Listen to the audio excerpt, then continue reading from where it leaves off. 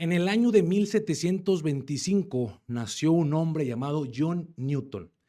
Este hombre se dedicó al servicio en el evangelio, no necesariamente desde su adolescencia, niñez, sino que tiene un pasado también bastante juzgable, un pasado que todos quisiéramos ocultar. Déjame platicarte un poco su historia.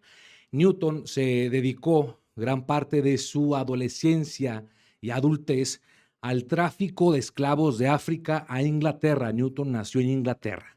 Fue hasta el año de 1748 cuando él tiene un encuentro con Jesús y se convierte al cristianismo. Él es autor de muchos libros, de muchas cartas pastorales a sus compañeros. Fue un hombre que se dedicó muchísimo al trabajo de la obra de Dios. Él menciona en una de sus cartas, de sus libros, que él le gustaba, antes de conocer a Jesús, antes de entregarse al cristianismo, a él le gustaba de cierta forma practicar lo malo. Y no solo eso, sino que le gustaba que la gente a su alrededor también hiciera lo malo. O sea, a él le agradaba que las demás personas a través de él, a través de su influencia, se fueran del camino de Dios. Fue hasta el año, como te mencioné, 1748, cuando él, estando en el mar, se desata una tormenta y estuvo a punto de hundirse el barco. Y fue en ese momento de la crisis, de la desesperación, cuando muchas veces todos hemos clamado a Dios y Newton no fue la excepción. Así que clamó a Dios pidiéndole ayuda y rescate. Y si ese Dios que muchos le habían predicado realmente existía, que lo salvara. Y fue así, él lo narra en su biografía. Fue en ese momento que Dios lo salvó, que impidió que muriera en alta mar.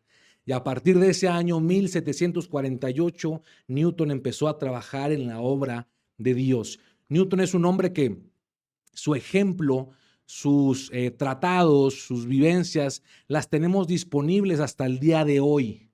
De hecho, dentro de sus libros y sus cartas no es lo más, podemos llamarlo rescatable o lo que más nos ha impactado. Hay algo en particular, un cántico, un himno, que la mayoría la hemos escuchado hasta el día de hoy. Ese himno se titula en inglés Amazing Grace o en español Sublime Gracia.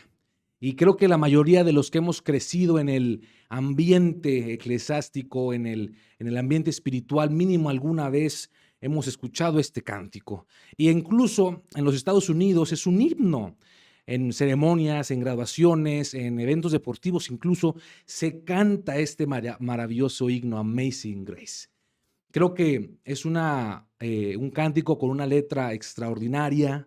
Dice más o menos así, te voy a cantar un pedacito, no soy el gran artista, ¿verdad? Pero dice, sublime gracia del Señor, que a un infeliz salvó. Fui ciego, mas hoy puedo ver, perdido y Él me halló. ¿Eh? Predicación y canción en el mismo video, esto es algo que no va a pasar muy seguido. Pero me cautiva esta última frase. Perdido y Él me halló. Estábamos perdidos y Él nos encontró. Fue su gracia, fue su amor, fue su bondad la que nos trajo de regreso a casa. Y hoy quiero que desarrollemos un tema juntos, el tema de la gracia de Dios. Es un tema que al menos en este canal no lo hemos platicado aún y ha llegado el momento de hablar de la sublime gracia de nuestro Señor Jesucristo. Creo que la mayoría en nuestras congregaciones, nuestros líderes, nuestros ministros, incluso nuestros padres nos han hablado de la gracia de Dios, nos han platicado acerca de la gracia, de la bondad que Dios tiene para con nosotros. De cierta forma nos enseñaron a tratar de retribuirle a Dios su maravillosa gracia, que obviamente durante nuestro caminar cristiano cambiamos nuestros hábitos, cambiamos nuestra forma de pensar, cambiamos muchas de nuestras costumbres, nuestra forma de hablar, nuestra forma de expresarnos. Pero ojo, para entender la gracia de Dios hay que tener algo bien en claro, que tenemos una naturaleza pecaminosa. Y esto es algo que muchas veces no nos gusta reconocer, que somos faltos delante de Dios. Vamos a poder cambiar muchas cosas, pero la naturaleza pecaminosa siempre va a estar ahí. Fíjate lo que dice Gálatas 5, capítulo 16 y 17. porque el deseo de la carne se opone al espíritu, y el deseo del espíritu se opone a la carne, y estos se oponen entre sí para que ustedes no hagan lo que quieran. Digo pues, dice Pablo, como recomendación, vivan según el espíritu y no satisfagan los deseos de la carne. No podemos negar nosotros que muchas veces hemos intentado actuar conforme al Espíritu de Dios, actuar conforme al fruto del Espíritu Santo, pero tarde o temprano parece que todo esto es en vano porque siempre terminamos fallando, ¿no? En cualquier área de nuestra vida, ¿eh? A veces catalogamos los pecados en jerarquía y si digo una mentirilla piadosa, una mentira blanca, dicen por ahí, no es algo que lo que le esté fallando a Dios. Dios cataloga en la misma escala a aquel que asesina y a aquel que es mentiroso y murmurador. Por eso te digo que tarde o temprano todos terminamos fallando, todos terminamos siendo infieles a Dios, sin importar grado económico, escala social e incluso grado espiritual. Todos estamos expensos, todos podemos correr el riesgo de fallarle a Dios. Y mira, Romanos capítulo 7, verso 15, una carta escrita por Pablo, el apóstol que predicó el evangelio, que gracias a sus cartas hemos conocido muchas de las características, hemos estudiado cómo es nuestro Dios. Él escribió algo que hasta el día de hoy nos causa mucha intriga.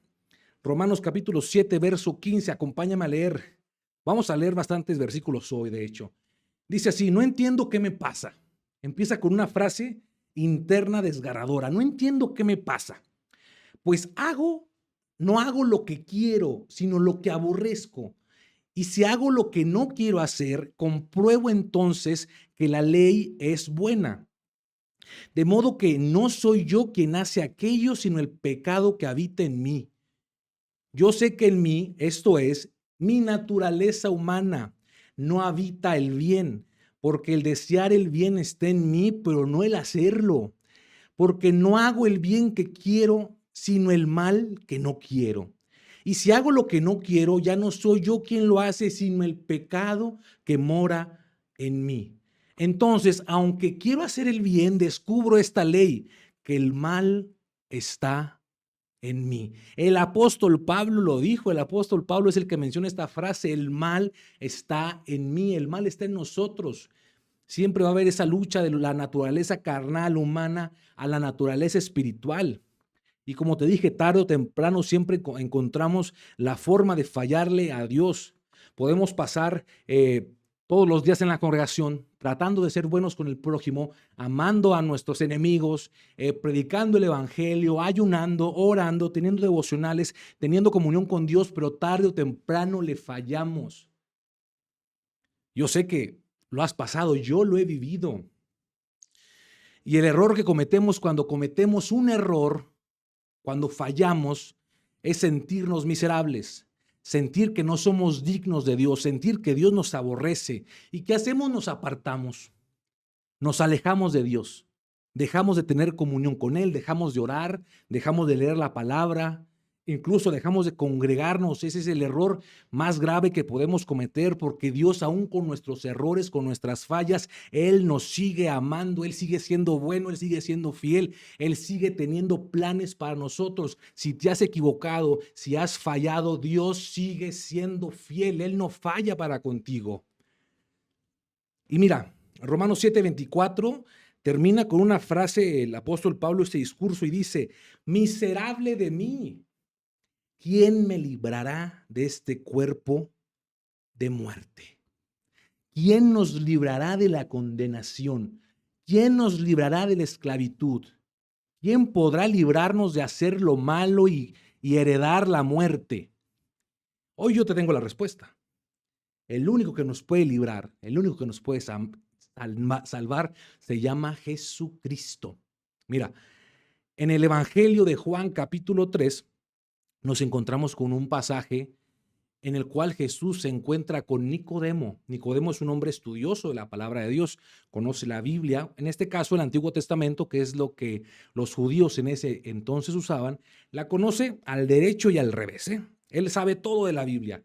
Tú no puedes llegar con él tratar de convencerlo con algo que no, porque él conoce la Biblia desde Génesis hasta todo. Y Jesús le dice estas palabras: de cierto te digo, que el que no nazca de nuevo no puede ver el reino de Dios. A Nicodemo no le queda muy claro esto. ¿Cómo que nacer de nuevo? ¿A poco siendo viejo puedo entrar de nuevo al vientre de mi madre? Jesús le explica de otra forma y le dice: de cierto te digo, el que no naciere de agua y de espíritu no puede entrar al reino de Dios. Y Nicodemo sigue sin entender, no tiene muy claro, bueno, ¿qué está tratando de decir Jesús? Así que Jesús usa otra analogía y se remonta hasta el tiempo en el que el pueblo de Israel estaba en el desierto.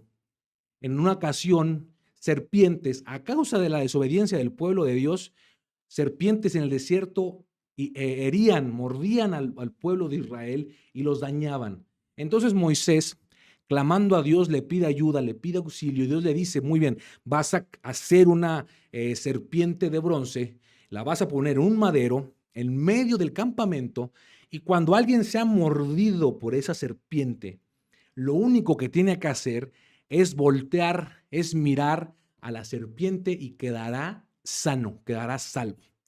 Entonces Jesús dice lo siguiente: y así como Moisés levantó la serpiente en el desierto, así es necesario que el Hijo del Hombre sea levantado, para que todo aquel que en él cree no se pierda, mas tenga vida eterna. Él hace la comparación, él nos está spoileando que el Hijo de Dios tendrá que estar en un madero, morir por nosotros para poder ser salvos. Porque todos hemos sido mordidos por la serpiente, todos tenemos ese veneno mortal en nuestras almas del pecado. Pero ¿cómo podemos ser salvos? Mirando la obra de Jesucristo, creyendo, y todo aquel que crea en el nombre del Señor será salvo. Entonces es una obra maravillosa de parte de Dios. Juan capítulo 6, verso 40, unos capítulos más adelante dice: esta es la voluntad, dice Jesús, del que me ha enviado, que todo aquel, ojo aquí, que ve al Hijo, que ve a Jesucristo y cree en él, tenga vida eterna. Hemos cometido errores, tenemos un pasado, seguimos fallando, pero cuando volteamos a ver la obra de Cristo Jesús en la cruz, somos salvos. Y no es por méritos propios, no es algo que nosotros nos hemos ganado, porque somos muy santos, porque somos muy buenos. Es por gracia y por misericordia de Dios. Efesios 2, verso 4 en adelante dice de la siguiente manera: pero Dios, que es rico en misericordia, abundante en misericordia, por su gran amor con que nos amó, aun estando nosotros muertos en pecados, nos dio vida juntamente con Cristo. Entre paréntesis, por gracia sois salvos. Y juntamente con él nos resucitó. Y asimismo nos hizo sentar en lugares celestiales con Cristo Jesús. Verso 8 nos lo vuelve a decir: por gracia sois salvos, que nos quede bien claro, por gracia sois salvos por medio de la fe.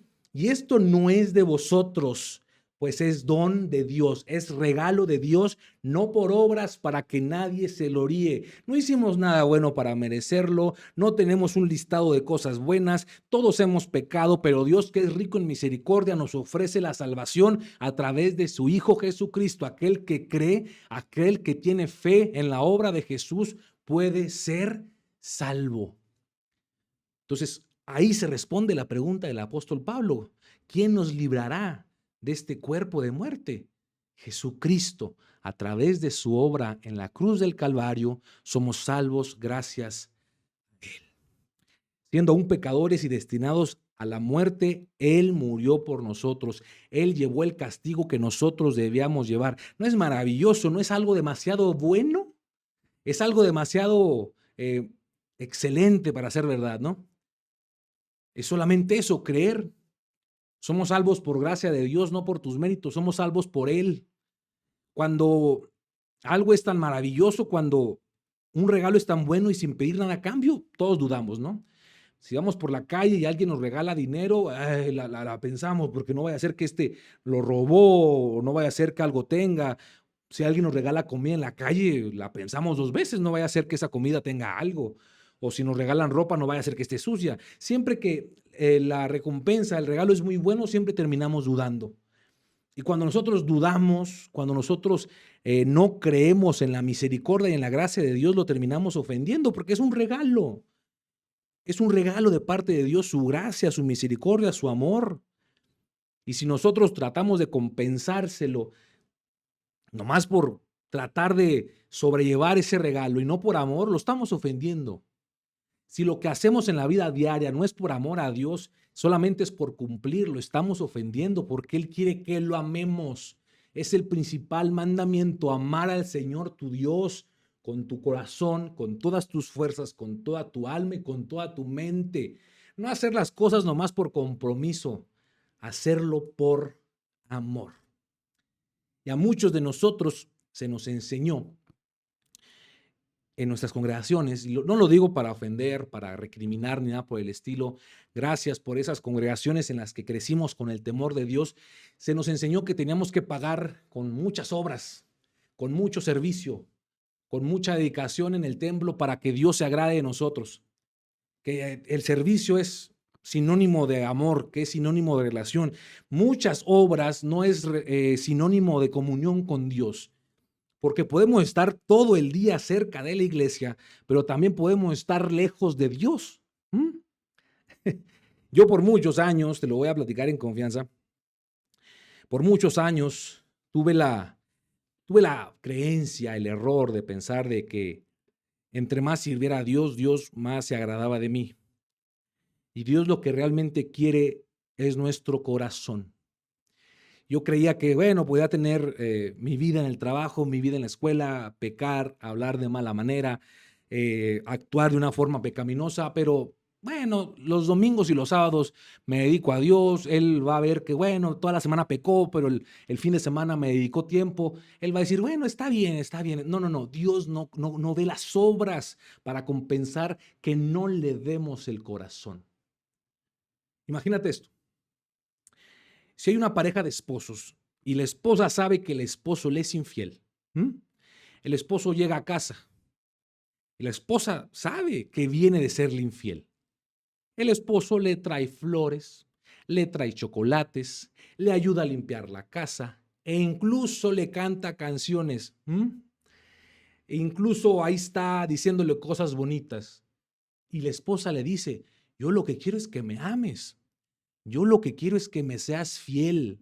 No quiero tus chocolates, no quiero tus rosas, no quiero tus cantos, no quiero tus palabras bonitas. Quiero que me ames. Eso es lo que Dios quiere, que lo amemos. No necesariamente que lo llenemos con flores y chocolates, sirviendo en la congregación de Ujier, en las cámaras, en el sonido, abriendo el servicio, en el estacionamiento. Él quiere que lo amemos. ¿Por qué? Porque Él nos ama. Porque por su amor nos da salvación. No podemos tratar de compensar a Dios con obras. Es un insulto para Él eso. Y como te mencioné, mucho tiempo yo pensé que con que estuviera sirviendo era más que suficiente y mi corazón lejos de Él, cometiendo atrocidades, haciendo cosas ridículas, vergonzosas allá afuera de la iglesia. Y sabes, tarde o temprano mi pecado, mis errores se revelaron y no me gustó. Y por mucho tiempo sentí que había caído de la gracia de Dios. ¿Cuántas veces hemos escuchado esta frase, no? El hermano cayó de la gracia de Dios. Crecimos con esa frase, no te juntes con él porque cayó de la gracia de Dios. Ahí Panchito lo encontraron tomando, lo encontraron fumando, maldiciendo, no te juntes con él porque ha caído de la gracia de Dios. No le hables a Juanita, la hermana Juanita cayó de la gracia de Dios, porque resulta que le fue infiel al esposo, porque resulta que abusa de los hijos, porque resulta que anda hablando cosas que no debe. Pobrecita, cayó de la gracia de Dios. Déjame decirte algo. No caemos de la gracia de Dios. Dios no quita su gracia y permite que caigamos y seamos destruidos, que seamos muertos, que seamos heridos. Cuando Él ve que caemos, Él corre a nuestro auxilio y con su gracia es una red, es un colchón que cuando caemos en pecado, Él nos recoge, Él nos levanta y nos dice, tienes que seguir porque eres mi hijo, yo te amo, no te rindas. Planes de bien, planes de bienestar tengo para ti. Vamos a fallar, pero para eso está la gracia de Dios. Es su amor, como dice el canto, es su amor el que nos sostiene y el que nos levanta. Qué maravilla es la gracia de Dios.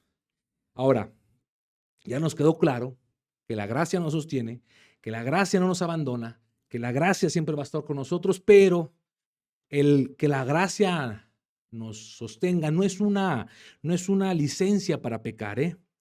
Yo no estoy diciendo que ve, comete errores, sigue pecando en lo mismo, al cabo que la gracia está ahí. No, tenemos que buscar el cómo crecer. Es un proceso de crecimiento. Muchos de nosotros nos desesperamos porque hay cosas que sí, en cuanto nos bautizamos, logramos cambiar, pudimos dejar. Hay gente que no se le complicó dejar el cigarro, la cerveza, las drogas, pero no puede dejar la lujuria o no puede dejar el chisme. O al revés, no puede dejar la cerveza o el cigarro o las drogas. Es un proceso de crecimiento. Pero ojo, no es una licencia para pecar. Yo recuerdo en la secundaria, ya en mi último año de secundaria, tenía alrededor de 15 años. Me acuerdo que había una jovencita que ella era, pues tenía un comportamiento bastante incorrecto, lo voy a dejar esa palabra. En alguna ocasión tuve la oportunidad de platicar con ella y resulta que era hija de pastor. Resulta que ejercía en el ministerio, cantaba, daba clases a los niños, incluso predicaba. Ella me platicó y decía, yo cometo errores, sé que soy pecadora, pero la gracia de Dios es grande. Y muchos estamos así. ¿Acaso porque la gracia de Dios es grande vamos a cometer pecados? No. Al contrario, por amor a la gracia de Dios, tenemos que seguir mejorando y buscar llegar a la plenitud de Cristo Jesús. Una vez que hemos creído en Jesucristo, que nos bautizamos, que somos nuevas criaturas, tenemos que buscar la forma de perfeccionarnos. Que Jesucristo nos perfeccione, nos moldee. Mi pastor, un saludo si me está escuchando, Emanuel Quijas, nos dice siempre que alguien se bautiza en la congregación. Ellos son unos bebés y están en crecimiento. El bebé no aprende a caminar, no aprende a correr, no aprende a hablar de la noche a la mañana. Es un proceso de crecimiento. Para eso también hay gente, hay líderes en un grado espiritual mayor que los van a ayudar. Y si yo me caigo, tengo gente que me va a ayudar a levantarme, que me va a enseñar, que me va a instruir, que me va a corregir. Si tú has fallado, si has cometido errores, no te rindas, no te desanimes. Sigue aprendiendo, sigue creciendo. No te apartes de Dios. Mira, muchas veces nos enseñaron que Dios ya se hartó de nosotros, que Dios está molesto con nosotros, que Dios nos ve y está enojado siempre. Dios nos mira con ojos de amor. El Salmo 103, para mí es un salmo maravilloso, todos los versículos maravillosos. Hoy te quiero compartir del verso 9 al verso 14. Fíjate lo que dice, es maravilloso. No nos reprenderá todo el tiempo, ni seguirá enojado para siempre. Sí se molesta a Dios cuando pecamos, pero no dura su enojo por mucho tiempo. No nos castiga por todos nuestros pecados, ni nos trata con la severidad que merecemos, pues su amor es inagotable hacia los que le temen. Es tan inmenso como la altura de los cielos sobre la tierra, así de grande es su amor. El Señor, esto es maravilloso, el Señor es como un padre con sus hijos. Es tierno, es compasivo con los que le temen, pues Él sabe que somos débiles y se acuerda que somos tan solo polvo. Él sabe que vamos a fallar, Él sabe que nos vamos a equivocar y Él dice, tengo que seguir amando, perfeccionando a mi hijo. Yo creo que los padres, yo no tengo aún la fortuna, la dicha de ser padre, pero yo veo a mis padres como muchas veces me equivoqué, muchas veces cometí errores que ellos me advirtieron que no cometiera y que cometí. Y a veces se molestaron o muchas veces se enojaron conmigo, pero muy poco les duraba el enojo. Y siempre buscaban la forma de, con amor, con aprecio, con misericordia, enseñarme el camino correcto. Y me volví a equivocar y me volvían a amar y me volví a equivocar y otra vez me mostraron su amor. Así es Dios para con nosotros. Tenemos que quitarnos ese velo, ese diagnóstico negativo de Dios, de que siempre nos está señalando y nos está juzgando. Él nos ama, Dios es amor. Antes del juicio, antes de la condenación, Dios ofrece su amor. Y como te dije, es un proceso de crecimiento. La gracia siempre va a estar ahí. Tenemos que seguir buscando la comunión, buscando una relación con Dios, porque Él no se va a rendir con nosotros. Nosotros nos podemos rendir de tanto error, pero Dios no se rinde de moldearnos. Filipenses 1, capítulo 6. Tengan por clara convicción esto: el que comenzó en vosotros la buena obra, la perfeccionará hasta el día de Jesucristo. Esa buena obra comienza cuando creemos en el Hijo de Dios. El que comenzó la buena obra, Jesucristo, la va a perfeccionar. Él no se ha rendido contigo. Tú no te rindas tampoco. Yo sé que has fallado. ¿Por qué? Porque yo soy humano, yo me equivoco. Sé que has cometido errores. No te rindas. Al contrario, si cometes errores, abogado tenemos para con el Padre, a Jesucristo el justo. Él es fiel, Él es misericordioso, y si confesamos nuestros pecados, no nos va a rechazar, al contrario, nos va a perdonar y nos va a seguir amando.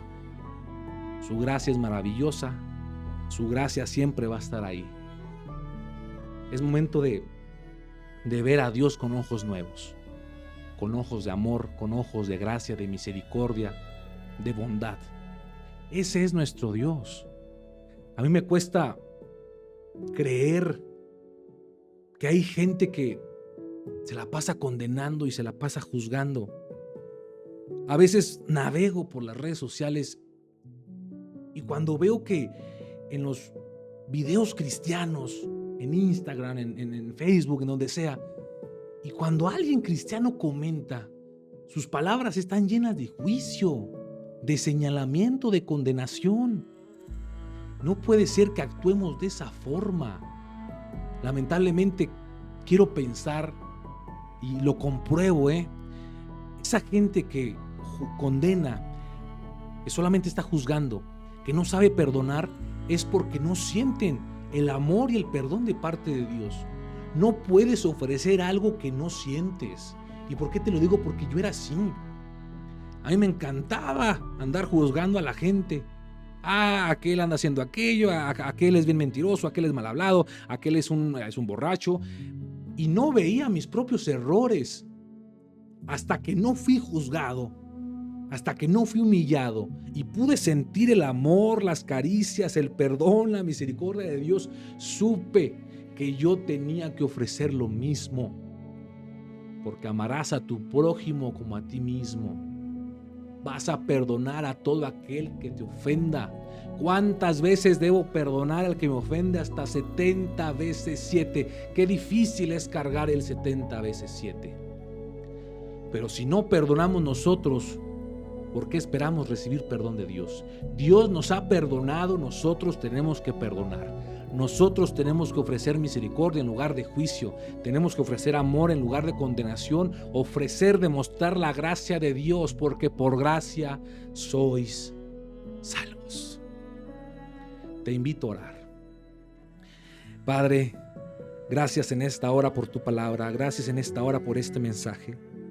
Gracias porque has hablado a nuestros corazones. Gracias, Señor, por tu gracia. Gracias, Señor, por tu misericordia. No somos dignos, Señor, de ello. No merecemos, Señor, tu amor. Pero es tan grande y tan infinito tu amor, Señor, que nos da salvación y vida eterna. Perdónanos por aquellas veces que en lugar de amor hemos dado condenación, que en lugar de misericordia hemos dado juicio. Somos humanos, Señor, nos equivocamos, somos tan solo polvo. Gracias porque nos ves con ojos de misericordia, porque eres un Padre noble y bondadoso. Aquellos que están escuchando esto, Señor, hazle sentir tu amor, hazle sentir tu gracia, y que ellos también prediquen esa gracia y ese amor para las personas a su alrededor. No somos dignos, Señor, no hemos hecho nada, es un regalo. Gracias por ese regalo, es el mejor regalo que alguien nos pudo dar. Gracias, Señor. Danos fuerzas, danos sabiduría, danos entendimiento para el día a día. Seguiremos luchando, seguiremos perseverando, y muy pronto, Señor, estaremos contigo una eternidad para amarte por siempre. En el nombre de Cristo Jesús. Amén y amén.